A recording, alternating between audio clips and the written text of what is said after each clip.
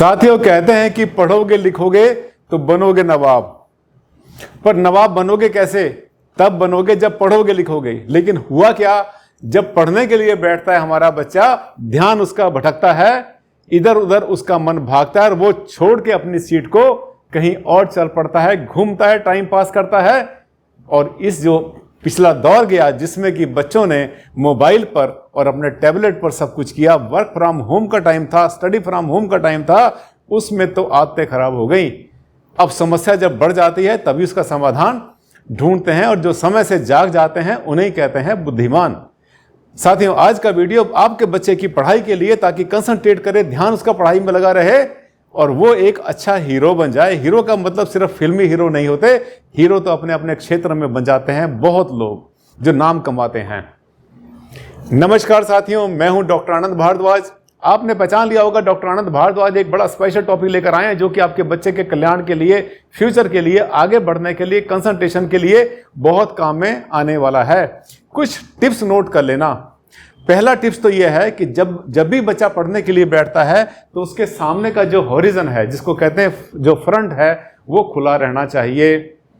चाहे टेबल को आप जो है दीवार से थोड़ा दूर कर दें, ज्यादा अच्छा रहता है कि टेबल के पीछे ठोस दीवार हो, सामने टेबल हो, उसके बाद कमरा खुला हो। पर ऐसा हर जगह नहीं मिलता क्योंकि छोटे कमरे होते हैं, छोटे घर होते हैं। आमतौर पर हमें बच्चों की टेबल को दीवार के साथ चिपका कर रखना पड़ता है। यदि ऐसा करना पड़ रहा है तो दीवार के ऊपर कोई सॉफ्ट बोर्ड लगा दो जिस पर उसका टाइम टेबल स्कूल का, कॉलेज का लिखा हो, और साथ में जो फार्मूला होते हैं पढ़ाई के, मैथमेटिक्स के होते हैं, केमिस्ट्री, फिजिक्स के फार्मूला होते हैं, वो लिखे हों, तो भी उससे काफ़ी हद तक उसमें कंसंट्रेशन बढ़ सकती है। पहली बात। दूसरा, ध्यान ये कर लेना है आपने कि जब भी बच्चे पढ़ने के लिए बैठते हैं उनके आसपास कोई ऐसी चीज़ ना हो जिससे वो खेलें। कई बार टॉयज अपने चुपचाप रख लेते हैं, ड्रॉज में रखे होते हैं। कई बार टूटे फूटे पेन होते हैं, उनको ठीक करना शुरू कर देते हैं। कोई फोटो रखी होती है उनके पास में खेलने के लिए। ये कोई भी खेलने की चीज़ बच्चों की स्टडी टेबल के ऊपर ना रखिए, और हो सके तो वहाँ पर एक छोटा सा सरस्वती का, या जिस धर्म को भी मानते हैं, एक पोज उसका अपने गॉड का रखें, तो बच्चों को कंसंट्रेशन में फायदा होगा। इसके साथ साथ ये भी ध्यान कर लेना चाहिए कि जब बच्चे हमारे पढ़ने के लिए बैठते हैं तो उनकी टेबल बिल्कुल साफ हो, और बच्चों में ऐसी कल्चर डेवलप करो कि पढ़ने से पहले उस टेबल को साफ करें।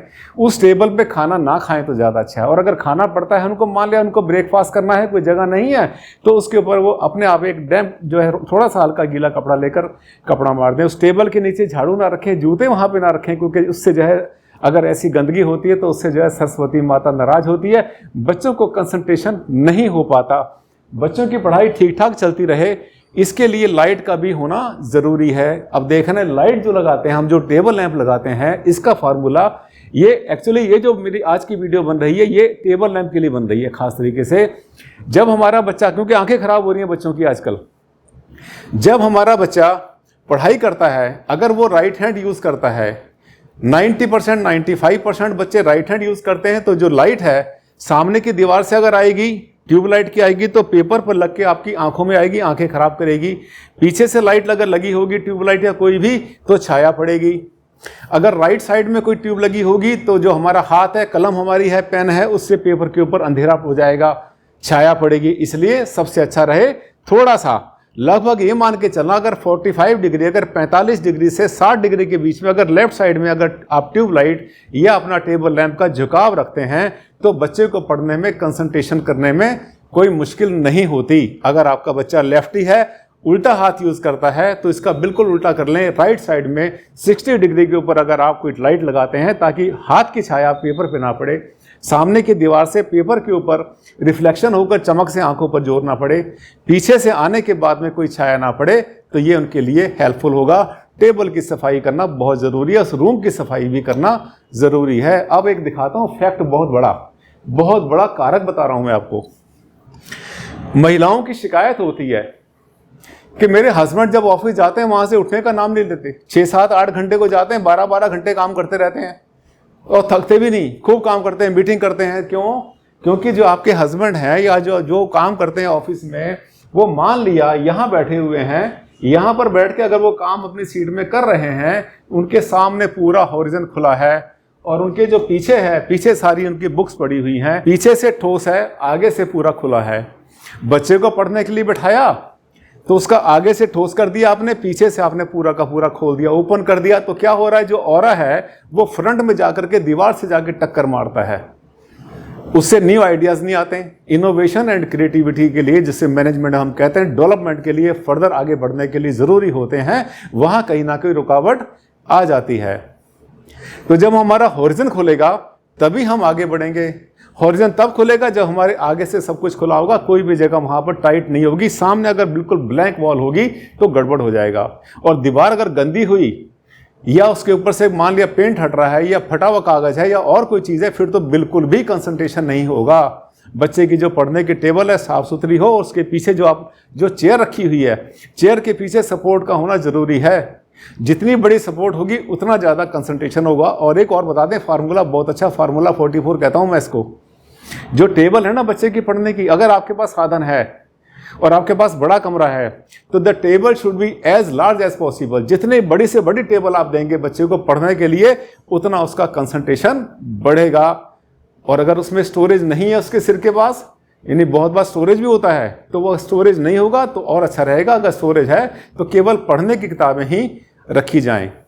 अगर बच्चा ईस्ट में फेस करके पढ़ाई कर रहा है तो जो बुक्स होती हैं उसकी, वो उसकी राइट साइड में टेबल पे आने चाहिए, यानी पूरब के जो है दक्षिण वाली साइड में। अगर बच्चा उत्तर दिशा में फेस करके पढ़ाई करता है तो उसकी जो किताबें हैं वो आएंगी लेफ्ट हैंड साइड पर। यानी बच्चों का जो पढ़ने का तरीका है, जो फेस है बच्चों का, हमेशा या तो पूरब में होना चाहिए या उत्तर में होना चाहिए। सबसे बढ़िया उनकी कंसंट्रेशन, सबसे बढ़िया उनका रिजल्ट, और कम मेहनत में उनको, देखो मेहनत तो करनी पड़ेगी साथियों, मेहनत तो करनी पड़ेगी बच्चों को, हमें भी करनी पड़ी थी, बहुत काम किया था, बहुत पढ़ाई की थी हमने।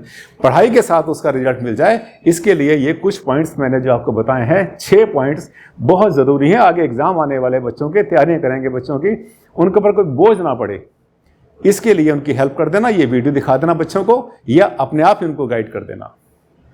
साथियों, अगर आपने मेरा चैनल पहली बार देखा तो आपने इसको सब्सक्राइब अभी कर ही लिया होगा देखते देखते, अगर नहीं किया तो कर लेना, भूल मत जाना, क्योंकि अगला वीडियो इससे भी बढ़िया आने वाला है और एक नया टॉपिक आएगा जिसके बारे में आप वेट कर रहे हैं बहुत दिन से, और डिमांड मेरे पास आ रही है मेरे कमेंट्स में बहुत ज़्यादा। आप कमेंट्स डालते हैं, उसी को डिमांड कहता हूं और उसी के बेसिस के ऊपर मैं नया वीडियो बनाता हूं। इसका मतलब धीरे धीरे सबके मन में जो जो सवाल आए, वो हर सवाल का जवाब मैंने वीडियो के माध्यम से देने की कोशिश की है।